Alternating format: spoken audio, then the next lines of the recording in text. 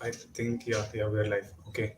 Uh, hi friends. Today we are back with another series of leadership talks.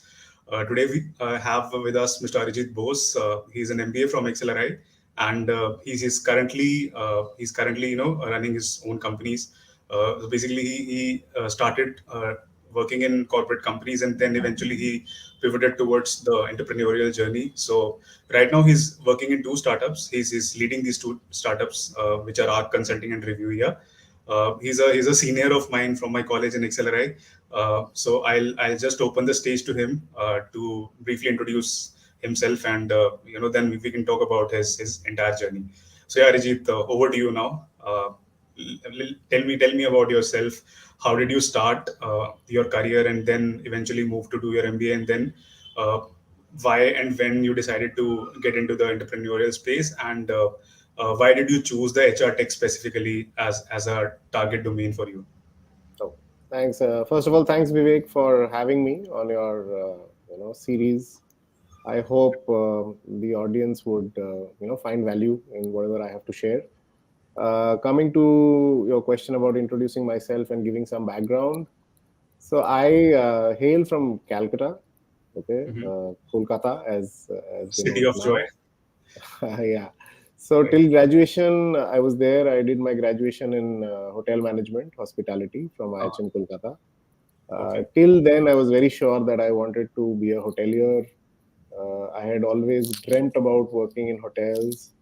Uh-huh. Uh, and 6 months into my first job at a hotel, I realized that I just can't cope up with the demands of the industry. And I think I was a little idealistic as well, being my first job. I was kind of expecting too much, from the job, I guess. Hmm. And long story short, I was very disillusioned, frustrated, within 6 months itself. Hmm. And this was in Calcutta.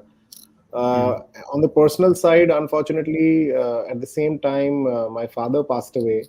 So, emotionally, professionally, it was a very low time for me. Hmm. And I didn't want to kind of continue in the same environment.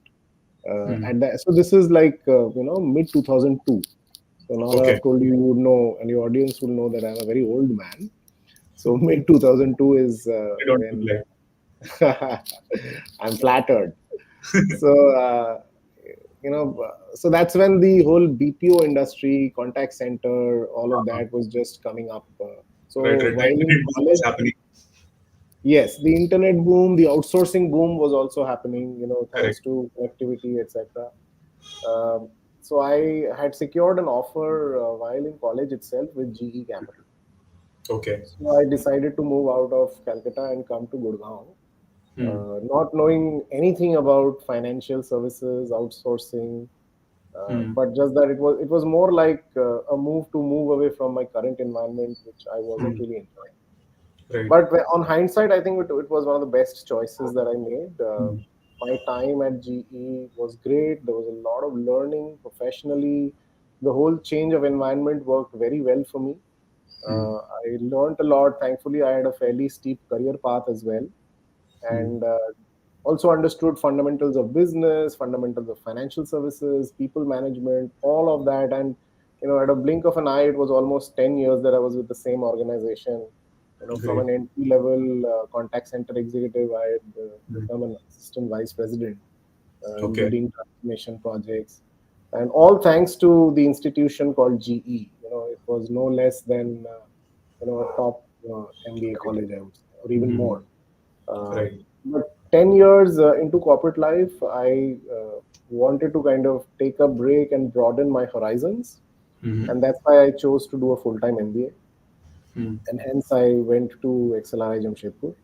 Hmm. Uh, and that break actually fulfilled all the expectations that I had in terms of broadening my horizons, Hmm. recalibrating, what I really want in life professionally, and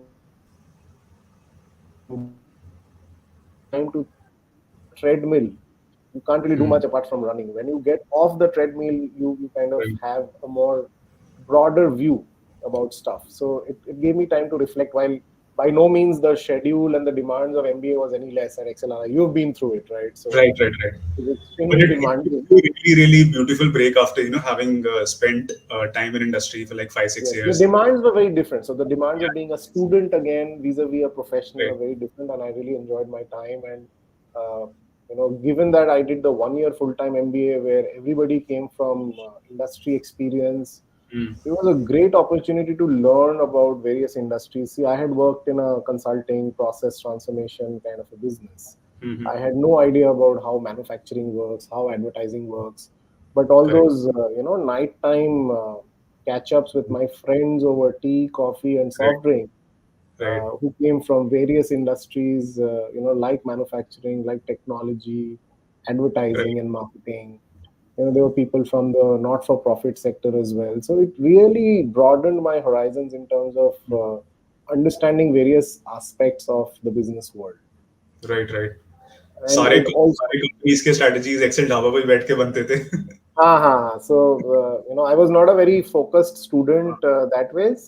I was kind of a little above average. But what really worked for me is I led the placement committee in my batch. Okay, great, great. So it was till date. I think it was one of the most challenging assignments. The assignment of having to place 120 experienced Right, right, graduates.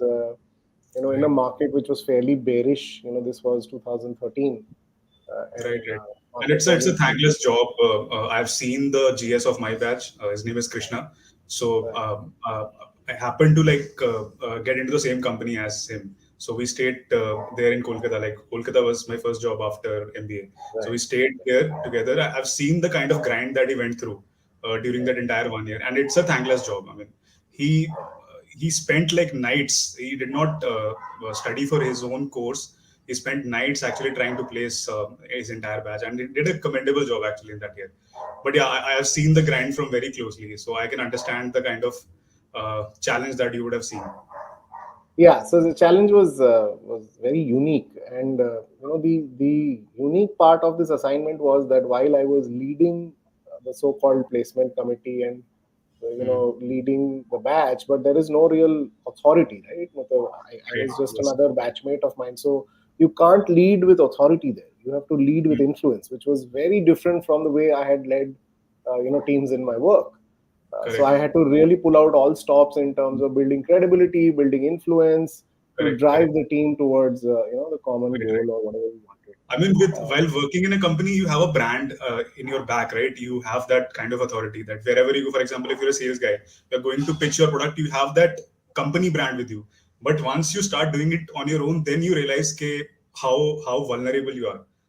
That's the real challenge one has to Right. So come I'll out of. come to that. The point that you're making, I will double click on that specific to my learnings as an entrepreneur. And Right, what you right, said is very, very appropriate, when you start out as an entrepreneur.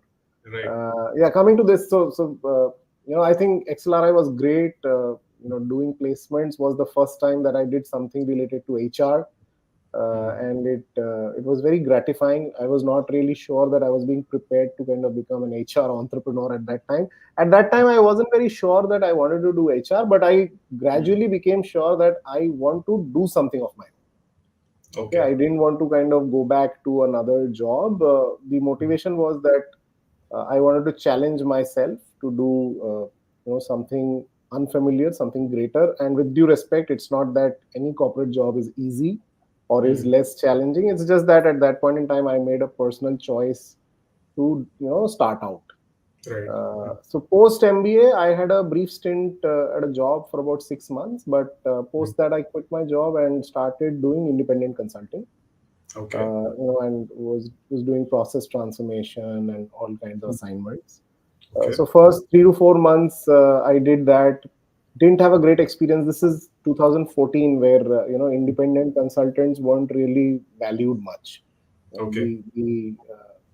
The inclination was to go with a big four Easy. consulting firm or a more Hmm. consulting, more like a consulting outfit rather than an individual. Right. Right. Yes. So at that point in time, I was also meeting a lot of people and met a few people in the recruitment fraternity as well. Hmm. And till then, I had been a recipient of hiring, right? I was a hiring manager. So I used to go through the pain of getting all bad resumes and not getting what I want. Correct. But as I met more and more people who were running recruitment businesses, I kind of saw that there's an opportunity to do something there and solve the problem that I had faced as a hiring manager, where you Hmm. have to wade through 20 resumes and then find one, which is an extremely Right. frustrating Right. job.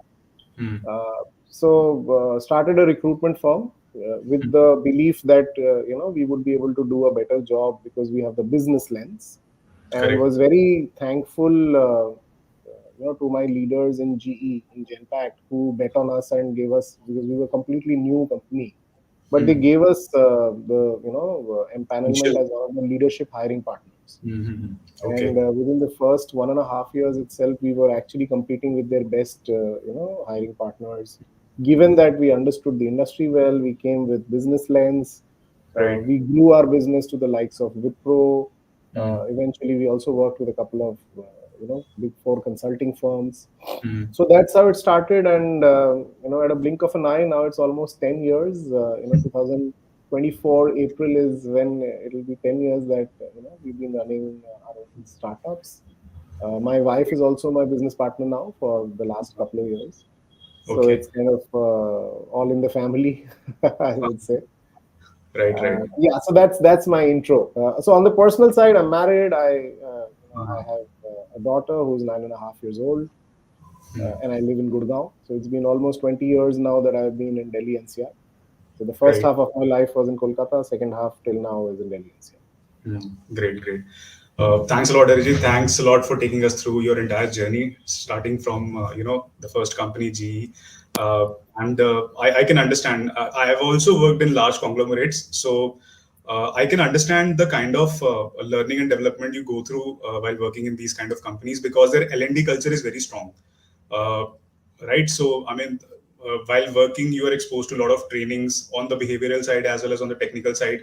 So, these kind of companies, they believe in kind of creating a leadership pipeline direct from the GET pipeline, GET program that they do, and they see these hires that they do from colleges as the future leaders. So they work on these people from that perspective itself.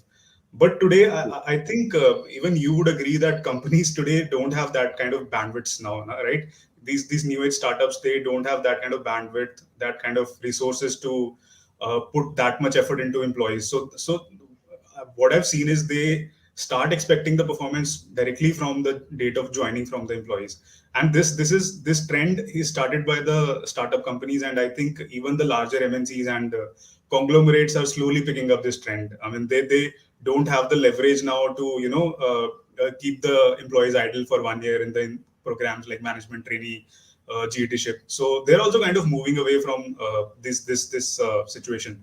So I think the entire scenario is changing, wherein companies, new age companies like yours are coming and trying to solve different problems that are getting created out of these kind of changed scenarios. So that is one thing. I mean, again, great journey like that you have seen.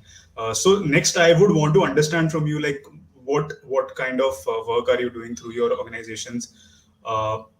What is your target segment? How are you targeting these TGs, and how are you growing basically? Like, and what broad problem are you trying to solve for the entire hiring space? Okay. Yeah.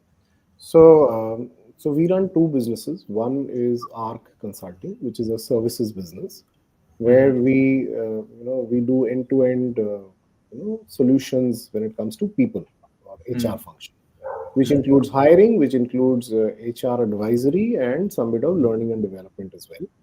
So Hmm. about 60-65% of our business there is recruitment services, where Okay. we offer mid and senior level hiring Hmm. services.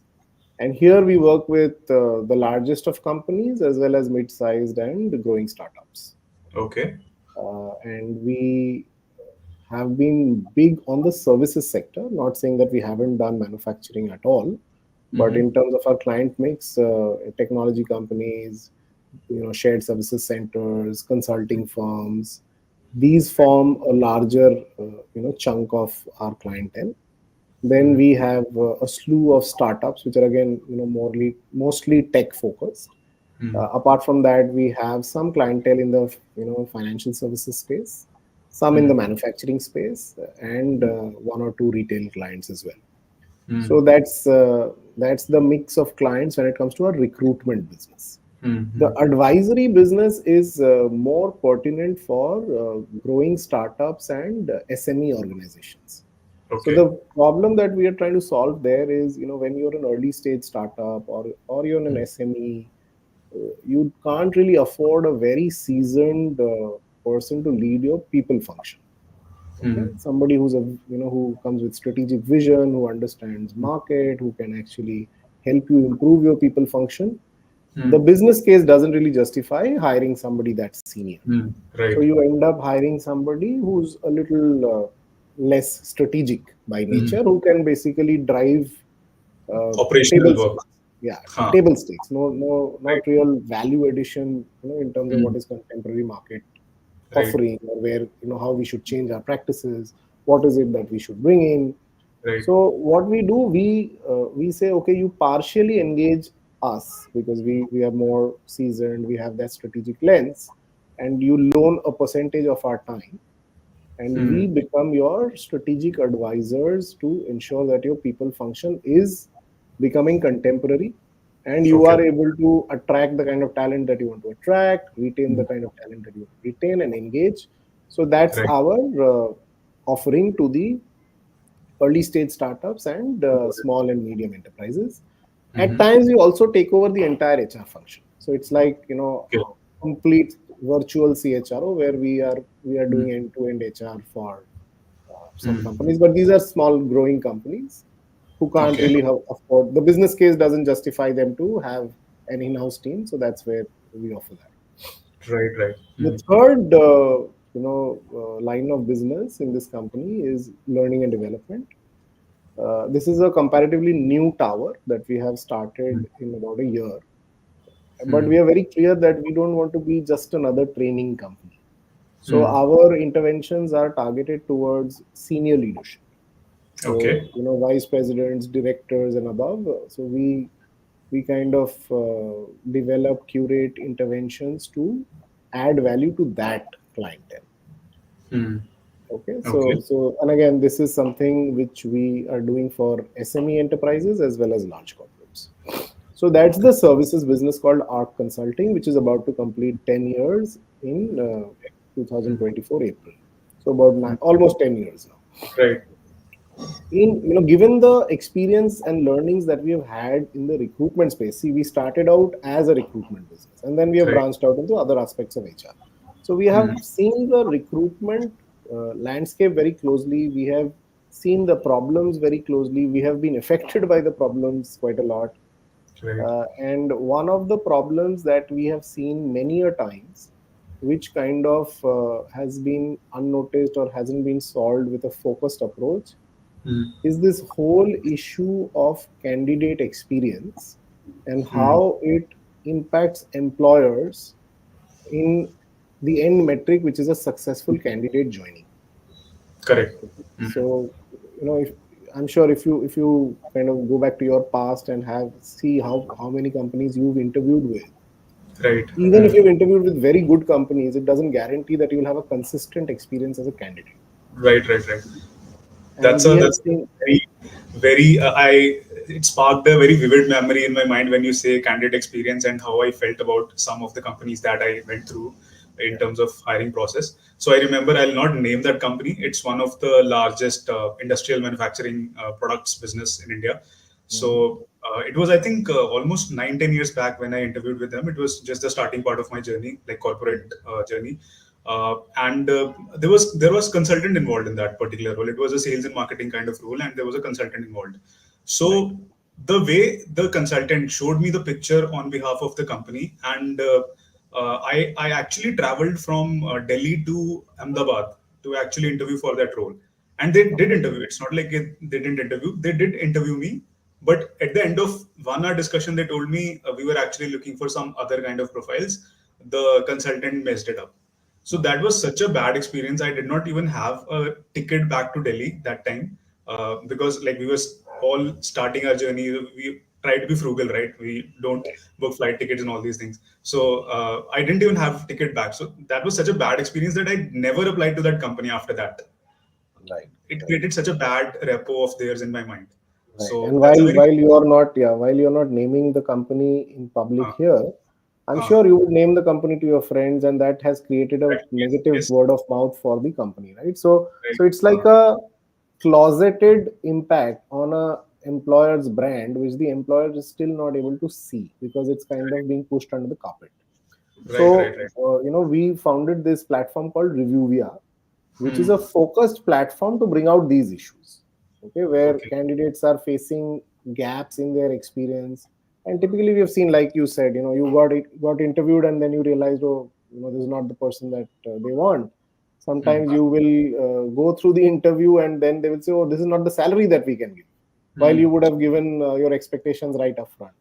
Sometimes you will not receive a job description. Sometimes your interviews will not start when they are planned to start. Now that's Right. one end of. So I'm not saying that all the problems or gaps are because of the employers. Now Right. candidates are also equally guilty. There are lots of no Correct. shows. There are Yeah. lots of issues where candidates accept offers and don't honor. Right. So what we are trying to do is, so at one end we are trying to provide more visibility to candidate experience, and Mm-hmm. then translating it into useful analytics driven insights for employers to do something about it. So let's say if Hmm. Vivek rates a company 2 out of 5 basis his candidate experience, it Hmm. is not enough for the company to just see, acha, I got 2 out of 5. If they want to really do something about it, where do they go? Which metrics do they improve? Where do they look? So we have created, basis our experience, we have created a whole drill down of related metrics which impact Hmm. candidate experience, and you Okay. get it in a very simplified form in the form of a dynamic dashboard. So if you're Mm-hmm. saying 2 out of 5 and then you see that this person is actually saying that his interview did not start on time, Hmm. and his process took more than 35 days to complete. Okay, Hmm. the salary that you eventually offered was less than market standard. Now as an HR leader, as a Hmm. founder of a company, those are Right. very clear actionable insights on where to put your energy, rather than Right. Right. wondering, okay, 2 out of 5 आया है तो शायद ये हो रहा होगा, right? Correct. Correct. So that's the kind of visibility in the form of a dynamic dashboard which is not available. Now you can engage consultants to go and do research on this. Okay, you Hmm. can engage the Aon Consultings of the world, the Mercers of the world, some of the Hmm. smaller companies. They will do a survey, but the findings of the survey would be time bound, right? six Correct. months Correct. later, 1 month later, those results are not something that you can base your judgments Right. on. Right. Because companies are also evolving, right? So it has Yeah, to be a continuous correct. visual of what we You are doing. can't make choices on data points which are 1 year old, right? You can't Correct. Correct. change That's a any lagging business indicator. decisions. Exactly. Hmm. So our platform provides dynamic first Hmm. hand primary data. This is not even secondary data.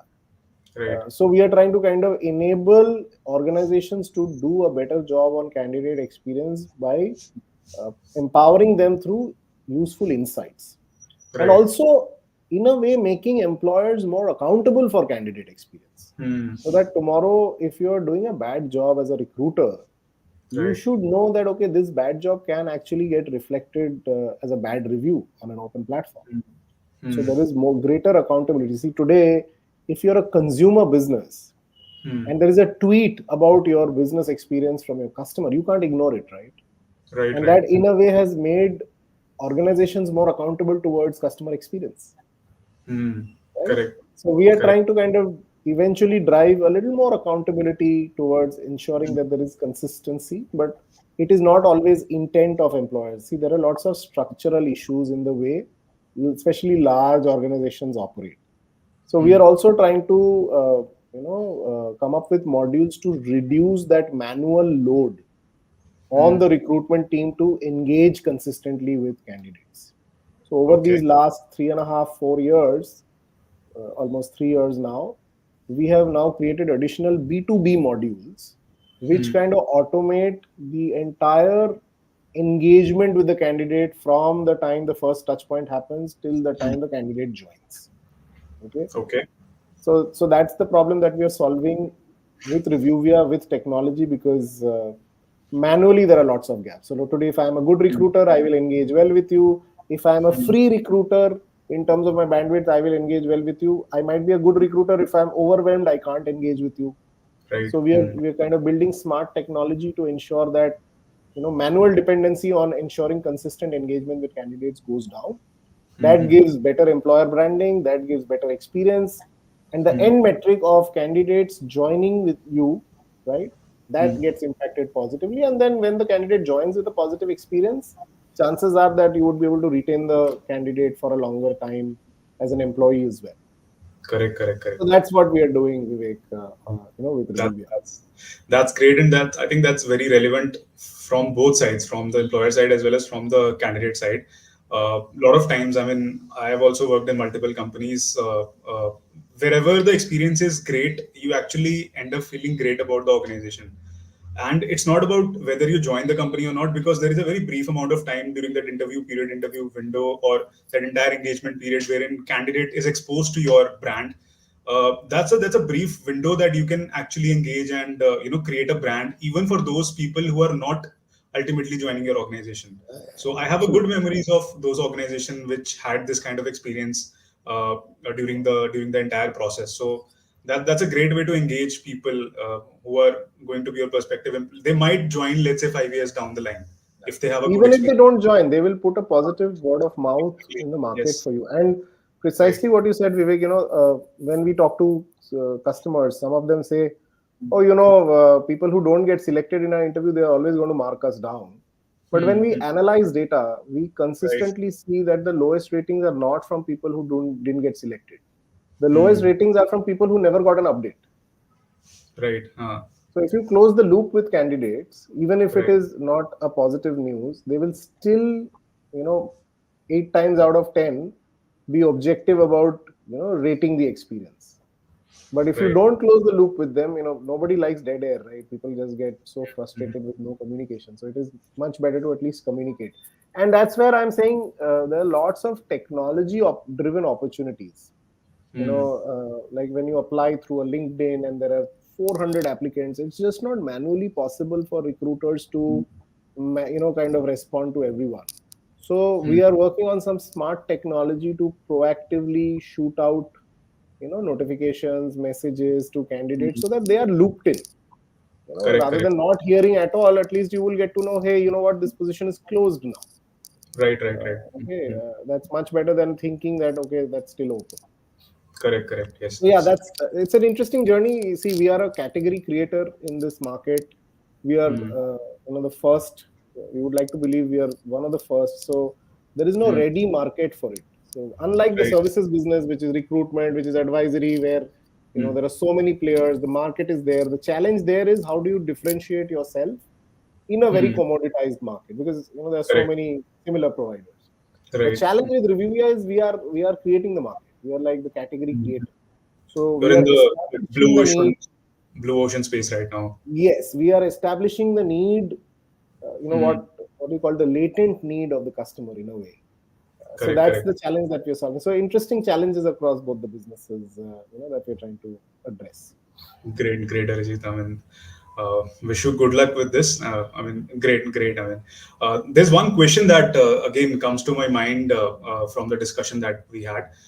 So you have been on the both ends of the spectrum, right? From the hiring side as well as on the now, like since last 10 years, you have been on the other side of the table where you are actually the kind of acting in the shoes of the consultancy where you are providing Yeah, candidates to the organizations. right. We see that there are a lot of tech solutions, a lot of tools, a lot of AI ML based systems that companies, consultancies, and different platforms are building to basically like solve this problem of end-to-end hiring.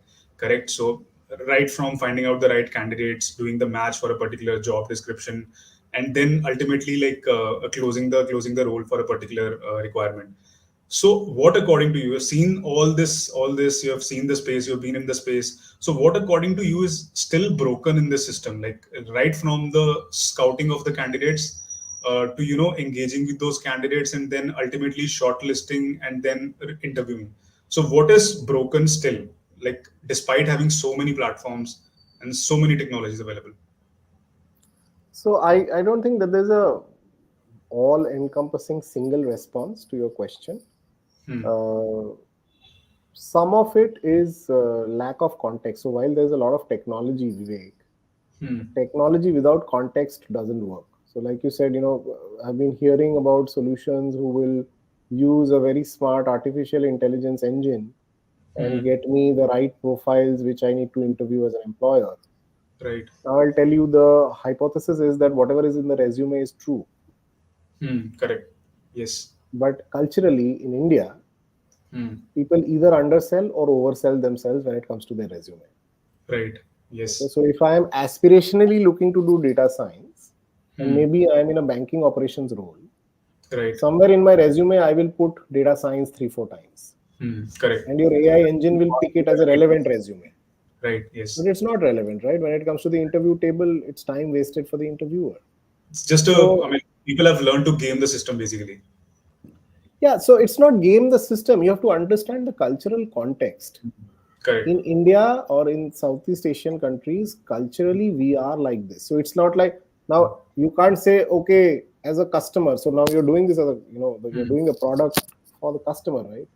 The Right. worst thing to do is complain to the customer that your behavior is wrong, that you are gaming the system. That's the way it is. Now, how do you solve with a product which is aligned to the context of how work is done, how Hmm. resumes are built by Indian workforces?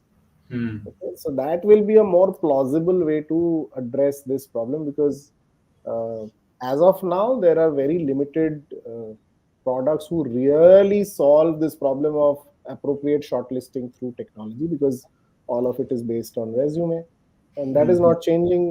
We Indians are the way we are in terms of overselling or underselling resume. In fact, some Hmm. very very good candidates don't do a good job in building right CVs, and then they don't get Correct. shortlisted. So the Yeah. sensitization about doing a good job and an honest job when it comes to building resumes is Hmm. still missing with a lot of senior professionals in the Indian job market. Right. So Right. Right. that's one. The other is, in large organizations, there is a lot of challenge in driving change adoption. Hmm. Okay, so it's not just good enough for you to plant a product in a big corporate. You have to ensure Right. that it becomes second nature for the users. Right. And you would see so many $1 million ERP projects fail because of Hmm. lack of adoption. Hmm. So Correct. that's another reason why a lot of promising products which can solve Hmm. problems Hmm. don't see the light of the day, because there's Right. just no adoption. Right. Right. So I would say these are, one, context being missing when people are building technology products, especially HR tech, hiring tech. Right. Second is understanding that having a great product is just not good enough. You really have to crack the code in ensuring that the product gets used extensively. So change adoption is also something where a lot of entrepreneurs, product owners kind of Hmm. get blindsided and think, okay, my product is so good that it Hmm. will sell on itself. And we Right. hear That. so much about product-led growth. We Right. hear so much about product-led growth these days. We think, okay, just let's do the product and it'll work. It's not that. Right. Product-led growth is also a science, and there's a lot of Right. effort. You just don't plant a product and sit for it to grow on its own. Correct. Never Correct. happens like that. Right. Right. So Right. these are largely the two areas I would say: putting context when somebody is building the product, and considering change adoption is as big a challenge as building the product in itself. Hmm. And change adoption from a B2B perspective might be very difficult because these organizations, as you correctly mentioned, they have a lot of inertia when it comes to change. Yeah. So they don't want to go like try new ways because there is a lot of hierarchy, a lot of decision making involved in that. See, So there are only two reasons why people change. One, hmm, there has to be incentive, correct. or second, there has to be consequence, whether B2B or B2C. Hmm, If there is no incentive, why would I do it? If there is no consequence, why would I do it? Everybody likes to be in the status quo. hmm, Okay, correct. so either you build a product which incentivizes or has a big like now Twitter. It has become Hmm, so big now. It's called X. hmm, hmm, hmm. Now there is a consequence for consumer-facing companies to not be on the platform. Correct. Correct. The consequence is that there will be so much bad online reputation that it will start impacting your business. So it's a big Right. consequence, right? Right. But to grow to that scale, Reviewia still has a long way to go. But in general, so it will either be consequence or incentive. You have to crack either of the two to ensure that your product gets used. Hmm, correct. Correct. Yeah, that's I think a great response to the question. We also like I also wondered many times like while applying because in the past when I used to apply for jobs, I used to make like 10 different kinds of resumes. At some point of time, you start questioning the entire process, whether it's even the right process. What am I doing? What Yeah. like and companies also they don't have any other tool or any other method to basically look at candidates right now. Yeah. So that's the situation we are at right Yeah. now. Great. Okay.